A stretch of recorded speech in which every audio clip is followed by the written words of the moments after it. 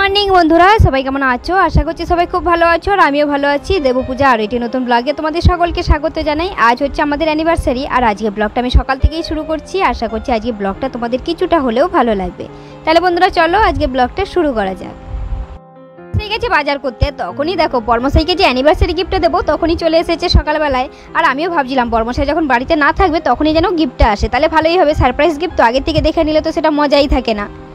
Flipkart থেকে order করেছিলাম আর ছবিগুলো হোয়াটসঅ্যাপে পাঠিয়ে দিয়েছিলাম, তার সাথে নাম আর অ্যানিভার্সারি ডেটটা পাঠিয়ে দিয়েছিলাম।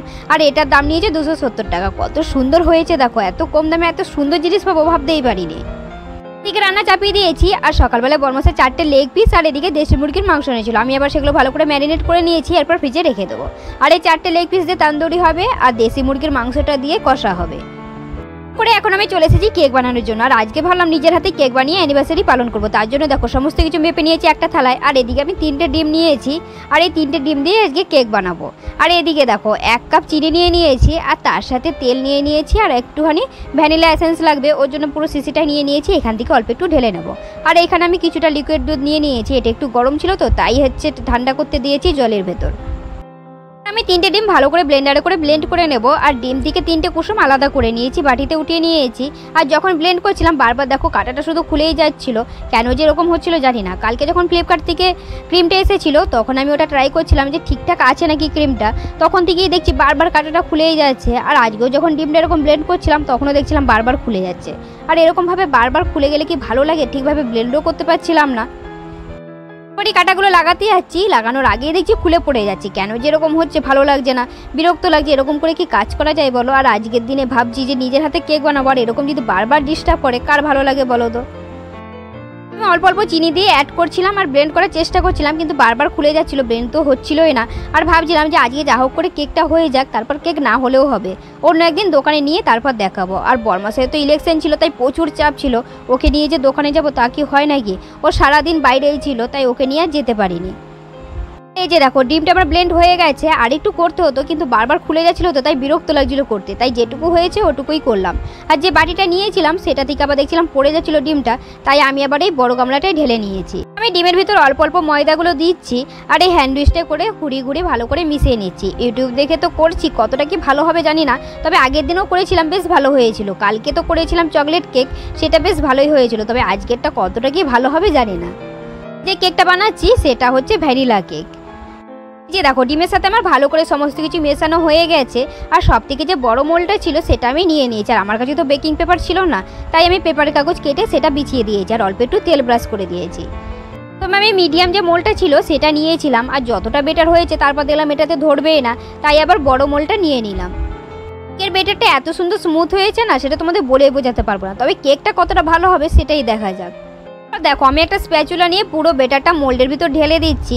আর তারপর একটা টুথপিক নিয়ে নিয়েছি আর সেটাতে ভালো করে ঘুরিয়ে ঘুরিয়ে দিচ্ছি যাতে ভিতরে কোনো বড় ফাঁকা না থাকে। আর ফাঁকা থাকলে তো কেকটাও ফাঁকা হবে, বেশ ভালো হবে না। তারপর আমি কতবার ট্যাপ করে দিচ্ছি দেখো, অনেকবার ট্যাপ করলাম, কারণ ভ্যানিলা কেক তো এটাতে একটু বেশি ট্যাপ করতে হয়। তারপর ভালো করে ট্যাপ করে নিচ্ছি যাতে ভিতরে কোনো ফাঁকাই না থাকে। যখন আমি ডিমের সাথে সমস্ত ময়দাগুলো মিশাচ্ছিলাম তখন আমি কড়াইটা বসিয়ে দিয়েছিলাম ওভেনে ভালো করে গরম হওয়ার জন্য। এখন ভালো করে গরম হয়ে গেছে, এরপর আমি দেখো মোলটা বসিয়ে দিচ্ছি আর এরপর ঢেকে তারপর নোড়া দিয়ে চাপা দিয়ে দিচ্ছি।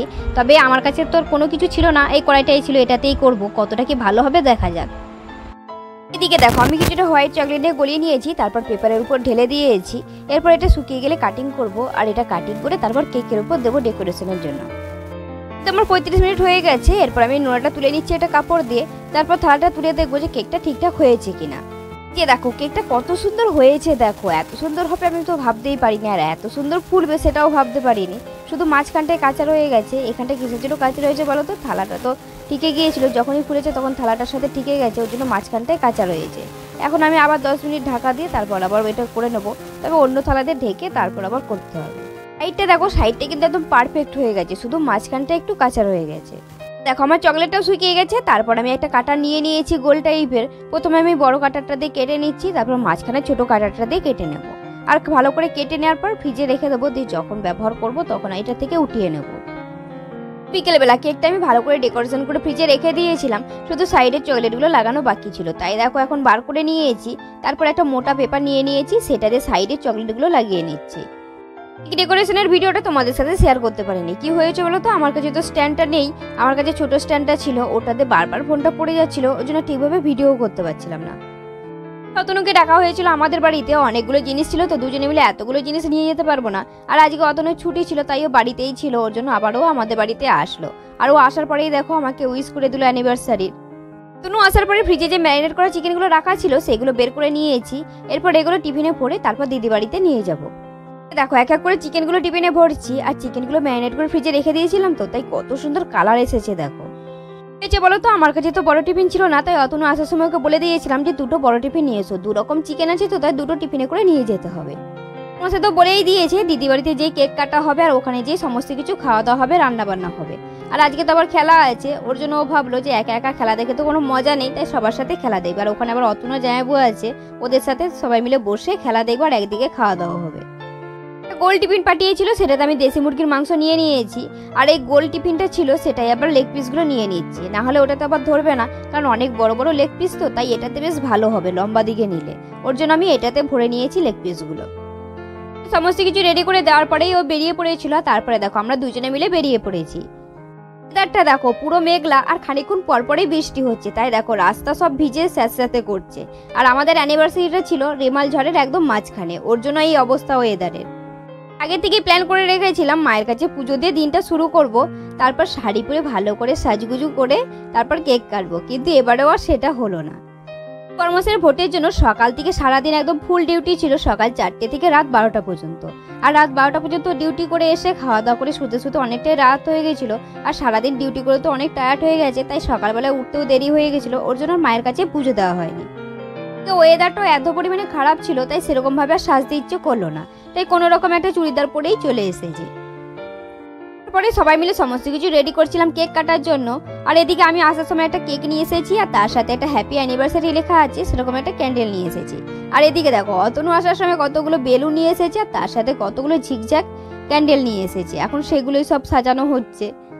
এই যে দেখো কেকটার ফাইনাল লুক কেমন হয়েছে অবশ্যই কমেন্ট করে জানাবে।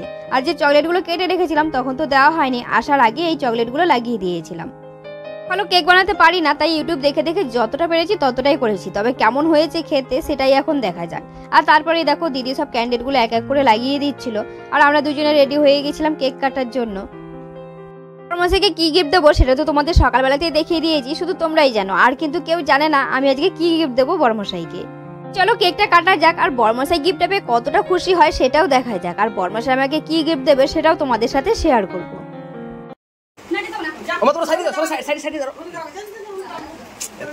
লাগে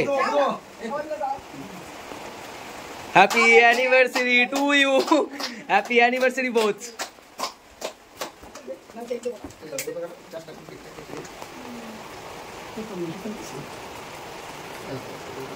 लाइट चला गया भाई केक करते करते, ये गंदा सीन हो गया।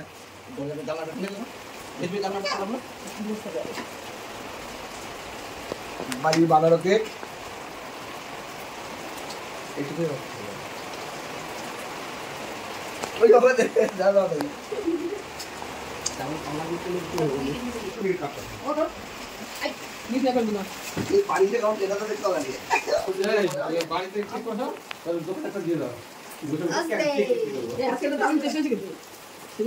बहुत ज्यादा टेस्टी है, होममेड केक है। तो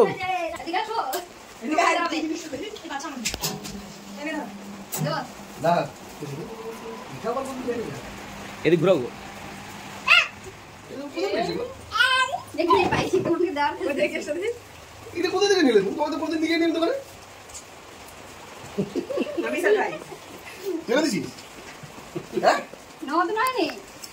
আমি জানি না এটা সাধারণ আর কেকটাও মার্ক করা। হ্যাঁ আমি কোনদিন নিজে নিজে তোমাকে ভোটে ব্যস্ত ছিলাম, আমি নিজে গেছিলাম দেবু পূজা কোন দোকানে রেখে এরকম সত্যিটা বলবো ফ্লিপকার্ট থেকে এরকম করে ওরা বানিয়ে দিল।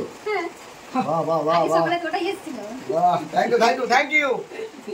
এবার আমার পালা, দে সাধু দে একটা একটা করে কথা কাগজ ছেড়টা, কাগজ ছেড়টা, কাগজ শুনতে কি অবস্থা। হ্যাঁ আর কোন আমারও তুই আপনি লিখেন দরকার গোলা। আরে বসে বসে মামা বসে। হ্যাঁ তুমি বসো, পূজা দাও, দাঁড়া পূজা দাও। আমি দেখা দিই মামি টাকা দিকে আমার দিকে তাকাও। আরেকটা ছোট্ট গিফট।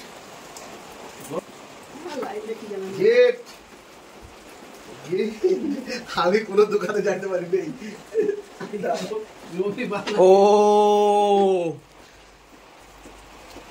খুব সুন্দর হয়েছে। দেখো কত সুন্দর হয়েছে, দেখো। এমন কাটার পরে সবাই মিলে কেক খেয়ে নিয়েছি, আর সবাই তো বলছিল খুব সুন্দর হয়েছে, পুরো দোকানের মতনই হয়েছে, বুঝাই যাচ্ছিল না যে এটা নিজে বাড়িতে বানিয়েছি। তারপরে আমি বসে পড়েছিলাম চিকেন তান্দুরি বানানোর জন্য। আর সবার প্রথমে আমি কড়াইতে কিছুটা সাদা তেল আর কিছুটা বাটার দিয়ে দিয়েছিলাম, আর তারপরে আমি দুটো লেগ পিস প্রথমে দিয়ে দিয়েছিলাম, তারপরে আরও দুটো দিচ্ছিলাম, কারণ ভাবছিলাম যে দুটো লেগ পিসের পাশাপাশি যদি আরও দুটো হয়ে যায় তাহলে বেশ ভালো হবে, কারণ এই দুটো যদি সিদ্ধ হয়ে যায় দুটো লেগ পিস উঠিয়ে নিয়ে দিয়ে তারপরে আবার দুটো লেগ পিস ভেজে নেব। সব লেগ পিসগুলো একসাথে দিয়ে দিলে একসাথে সিদ্ধ হয়ে যাবে আর গ্যাসের খরচাটাও খুব কম হবে। তারপর চারটেই দিয়ে দিয়েছিলাম, আর তারপর দেখছি চারটে দেওয়ার পর আর কিছুতেই উল্টাতে পারছিলাম না, তারপর আবার কি করলাম, দুটো আবার উঠিয়ে নিয়েছিলাম।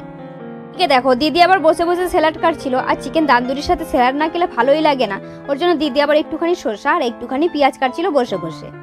দিদির পাশে দেখছো বাচ্চাটা, এটা হচ্ছে দিদি দেওরের ছেলে। ও তো সারাদিন এখানেই থাকে, বাড়িতে তো যায় না, বাড়িতে গেলেই কান্না করে, ওর জন্য এখানেই থাকে। আর যখন থেকে আমি চিকেনটা চাপিয়েছি তখন থেকে শুধু বলছে ও এখনো হয়নি। আমি বললাম ঠিক আছে দাঁড়া একটু হোক, দিয়ে তারপরে তোকে দেবো। ঠিক আমি চিকেনটা উল্টে উল্টে লাল লাল করে ভেজে নিচ্ছিলাম। প্রথমে দুটো লেগ পিস ভালো করে ভেজে নিচ্ছি, তারপর আরও দুটো লেগ পিস নিয়ে ভালো করে ভেজে নেবো। একটা ওভেনে চিকেন তান্দুরি করছি, আর একটা ওভেনে দেখো দেশি মুরগির মাংসটা বসিয়ে দিয়েছি। আর দেশি মুরগির মাংসটা হতে তো অনেকটা টাইম লাগে, ওর জন্য ভাবলাম বসিয়ে দিই, তাড়াতাড়ি হয়ে যাবে।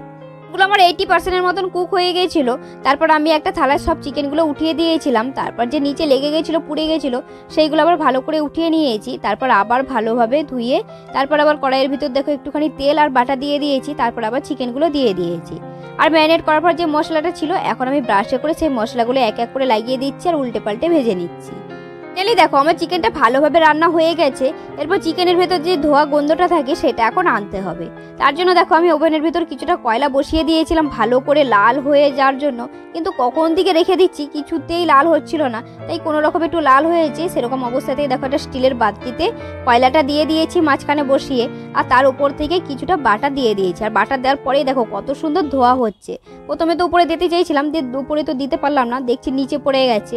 আর ভালো করে ধোয়া যখনই হচ্ছিল তখনই দেখো আমি একটা ঢাকনা দিয়ে 2 মিনিটের জন্য ঢেকে দিয়েছি, আর এই 2 মিনিট পরেই এর ভেতরে ধোয়া ভাবটা চলে আসবে।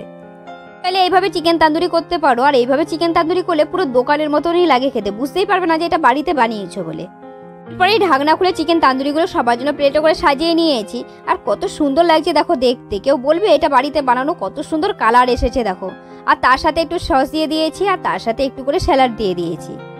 তো বন্ধুরা আমি যখন চিকেনগুলো ম্যারিনেট করেছিলাম খুব বেশি কিছু দিইনি। প্রথমে আমি চিকেনগুলো মাঝখান থেকে কাট করে নিয়েছিলাম, তারপর দিয়েছিলাম সর্ষের তেল, তার ভিতরে কাশ্মীরি লঙ্কার গুঁড়ো, তারপর টক দই, তারপর দিয়েছিলাম মিট মশলা, লবণ আর কাসুরি মেথি, বাস এইটুকুই, আর কিছুই দিইনি। ভালো করে ওগুলো ম্যারিনেট করে রেখে দিয়েছিলাম ফ্রিজে। পরে এখন আমি চলে এসেছি অতনুর রুমে গিফটগুলো নিয়ে বাড়িতে যাবো বলে। তারপর বড়মশাই বললো যে না বৃষ্টি পড়ছে আজকে আর যাবো না, কালকে যাবো। রুমে এসে বেলুনগুলো ফাটানোর চেষ্টা করছিলাম। প্রথমে আমি একটা চিরুনি দিয়ে ফাটানোর চেষ্টা করছিলাম, সেটা দিয়ে তো কিছুতেই ফাটছিল না, তারপর হাতে করে সব ফাটিয়ে দিচ্ছিলাম। কেক কাটছিলাম তখন তো কারেন্ট ছিল না, তাই বেলুনগুলো আর ফাটায়নি। জোর বৃষ্টি নেমে গেছিল, তাই আমরা সবাই মাটির ঘরে চলে গেছিলাম। কারেন্ট এসেছে তাই আমি এক এক করে সব বেলুনগুলো ফাটিয়ে দিচ্ছিলাম। আর আমাদের সবার রাতে ডিনারও কমপ্লিট হয়ে গেছে, এরপর সবাই যে যা শুয়ে পড়বে। আর জানো বন্ধুরা চিকেন তান্দুরিটা কিন্তু খুব সুন্দর হয়েছিল, সবার তো খেয়ে বিশাল ভালো লেগেছে, বলছে আরও একবার বানিয়ে দেবে, খুব ভালো লেগেছে।